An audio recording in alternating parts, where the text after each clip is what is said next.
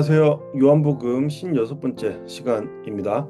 오늘은 14장 22절에서 31절까지 말씀, 보이심이 아닌 내주 하심, 두려움이 아닌 평안이라는 제목으로 함께 말씀 보도록 하겠습니다.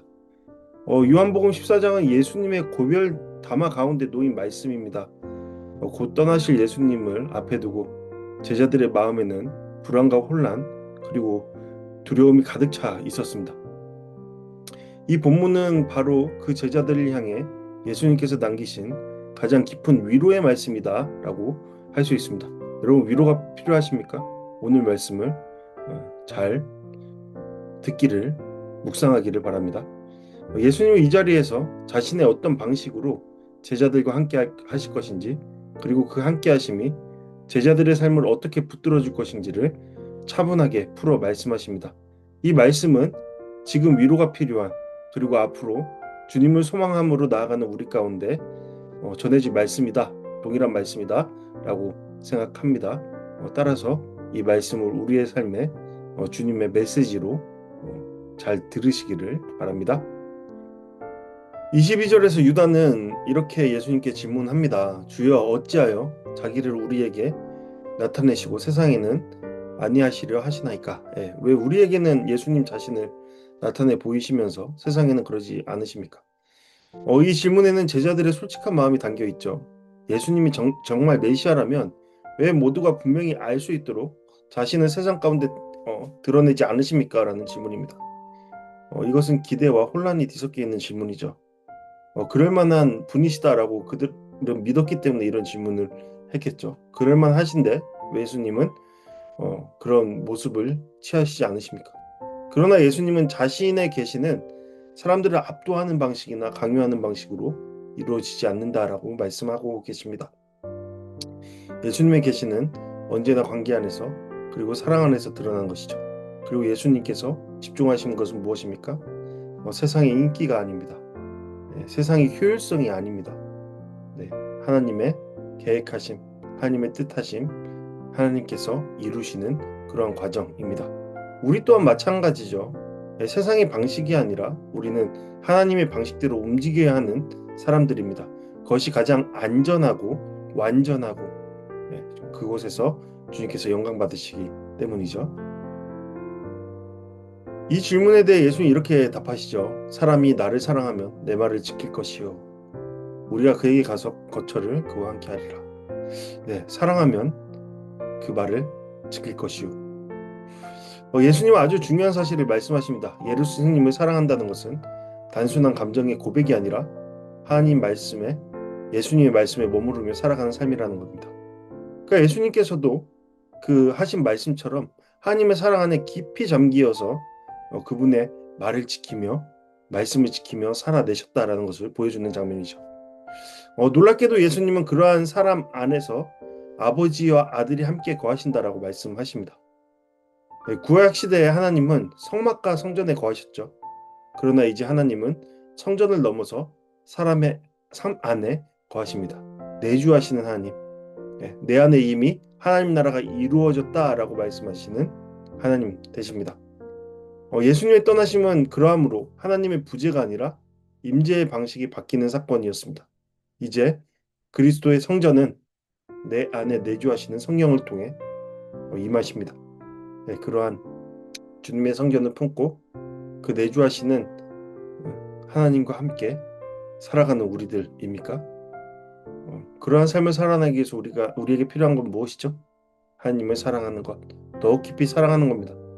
나의 생명보다 더 귀한 하나님의 사랑을 경험하며 살아가는 겁니다. 그럴 때 우리는 어떤 모습을 취하죠? 주님의 말씀을 지켜야 할 것입니다. 주님께서 주신 율법, 주님께서 주신 말씀을 우리 삶 가운데 이뤄가는 삶을 살아낼 것입니다. 그러한 삶을 살기 위해서 우리 가운데 주어진 것이 있습니다. 우리의 능력으로, 우리의 의지로 될 수 없다라고 지난번에 함께 나누었습니다. 그러므로 우리에게 성령이 주어졌습니다. 예수님은 이어서 성령의 역할을 바로 설명해 주십니다. 그가 너에게 모든 것을 가르치시고 내가 너에게 말한 모든 것을 생각나게 하실 것이다. 우리 안에 내주하시는 성령께서 그러한 일을 행하실 것이다 라고 말씀하십니다. 성령은 새로운 내용을 덧붙이는 분이 아니십니다. 성령은 예수님께서 이미 하신 말씀을 우리 안에 다시 생각나게 하시고 살아나게 하시고 그 의미를 깨닫게 하시며 삶 속에서 분별하게 하시는 분이십니다. 그러므로 우리는 하나님을 사랑한다면, 하나님의 말씀대로 살아내길 원한다면 무엇을 해야 하겠습니까? 내 안에 내주하시는 성령님의 그러한 움직임에, 말씀하심에 귀를 기울인 겁니다. 그리고 그러한 분별, 성령님께서 말씀하셨는지 아니면 나의 생각인지를 분별할 수 있는 방법은 이미 예수님께서 하신 말씀, 하나님의 성경 안에 있다라는 것을 우리는 기억해야 합니다. 다시 말해 성령은 예수님의 사역을 이어가시는 분이시며 동시에 예수님의 임재를 지금 이 자리에서 경험하게 하시는 분이십니다. 이제 예수님은 마지막으로 평안을 약속하시죠. 내가 너희에게 주는 것은 세상이 주는 것과 같지 아니하리라. 세상이 말하는 평안은 문제가 사라질 때, 상황이 안정될 때 주어지는 것입니다. 네. 그러므로 평안은 없습니다. 그러나 예수님이 주시는 평안은 다르죠. 예수님의 평안은 고난이 없는 상태가 아닙니다. 고난 한가운데서도 무너지지 않은 중심입니다. 하나님과의 관계 속에, 그 관계 속에 하나님의 약속하심을 이루심을 바라보며 하나님의 뜻하심을 반드시 이루심을 기억하며 살아가는 것, 그것이 평안의 이유입니다. 따라서 하나님과의 관계가 회복될 때 주어지는 바로 그러한 깊은 평안이다라고 말할 수 있습니다. 그래서 예수님은 이렇게 말씀하시죠. 너희 마음에 근심하지 말고 두려워하지도 말라. 하나님께서 함께 하시기 때문이죠. 성령님이 우리와 함께 하시는 까닭입니다. 우리가 그러함으로 집중할 것은 무엇입니까? 세상의 평안, 세상이 말하는 행복에 대한 추구가 아니라 이미 우리 가운데 임하신 주님을 붙들며 그분께 의존하며 그분과 관계하며 나아가는 삶의 모습일 것입니다. 예수님이 이렇게 두려움에 대한 권면을 하시면서 동시에 순종을 말씀하십니다. 예수님은 아버지는 나보다 크십니다 라고 이어 말씀하시죠. 이 말은 예수님의 본질이 열등하다라는 뜻이 아닙니다. 성부, 성자, 성령은 동일하십니다. 같은 위치에 계십니다. 어느 누구도 열등하지 않습니다. 하나이십니다. 예수님은 보냄받은 아들로서 순종의 자리에서 하나님 아버지를 높이신다라는 것입니다. 따라서 앞으로 있을 십자가는 실패가 아닙니다. 아버지를 향한 예수님의 사랑과 순종이 가장 분명하게 드러나는 자입니다. 이것이 앞서 제자가 질문한 것에 대한 답이 되리라 믿습니다. 예수님은 아버지 하나님을 사랑함으로 순종하셨고 그 말씀에 따라 움직임으로 하나님의 뜻을 이루는 자리에 쓰셨습니다. 곧 예수님은 자신의 삶 전체로 하나님을 증언하셨다라는 것입니다. 네, 요한복음 14장 말씀, 이 말씀은 우리에게 이렇게 말하는 듯합니다. 예수님의 떠나심은 끝이 아니라 하나님의 임재가 더 깊어지는 시작이다라는 겁니다. 네, 예수님과의 이별은 슬프지만 그것이 끝이 아니다라고 말씀하시는 것이죠. 예수님은 지금도 사랑하고 말씀에 머무르는 사람 안에 거하십니다. 성령을 통해 우리의 삶을 붙드시죠. 그리고 그 자리에서 세상이 줄 수 없는 평안을 주십니다. 여러분, 위로가 필요하십니까? 우리 가운데 이미 함께 하신 주님을 바라보시기 바랍니다. 그럴 때 우리 가운데 다음 없는 주님의 위로가 함께 할 것입니다. 너희는 마음에 근심하지도 말고 두려워하지도 말라. 주님이 함께 하신 까닭입니다. 그런 주님이 우리와 함께 하심을, 그런 주님이 우리의 하나님 되심을 기뻐하고 충만한 평안을 누리는 우리 모두가 되기를 축복합니다. 우리 시간 다 같이 오늘 말씀을 통해 함께 묵상과 적용하는 시간 갖도록 하겠습니다. 묵상 질문 3가지입니다. 나는 하나님을 믿으며 여전히 보여달라, 증명하라고 요구하고 있지는 않은지 생각해 볼 수 있겠죠. 여러분 어떠십니까? 두 번째로 예수님을 사랑한다는 고백이 말씀에 머무르는 삶으로 이어지고 있는가 생각해 봐야 할 겁니다.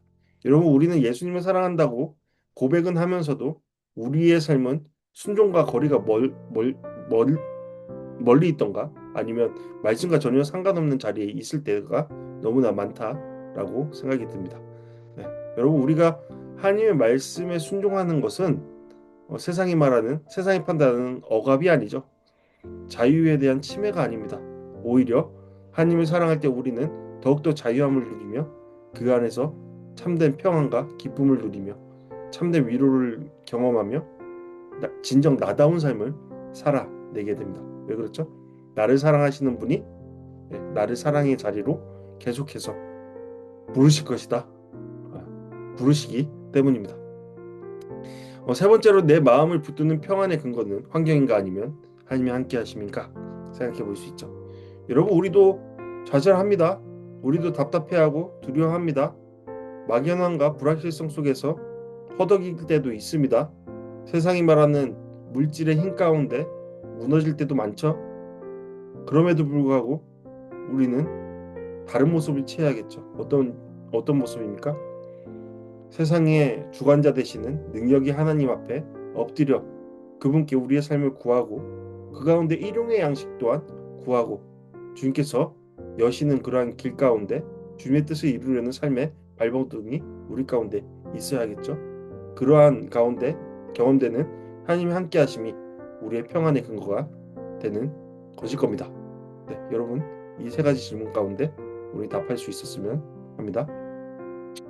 네, 우리 이 시간 다 같이 함께 기도하기 원합니다. 네, 보이지 않아도 함께 하시는 주님을 신뢰하게 하소서.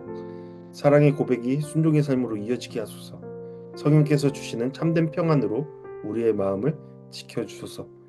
여러분 위로가 필요하신 여러분들 계시죠? 네, 여러분들 위해 기도하겠습니다. 여러분들 또한 교회 지체들을 위해 함께 기도했으면 좋겠습니다. 그리고 가장 가깝게 있는 가족들을 위해 함께 기도했으면 좋겠습니다.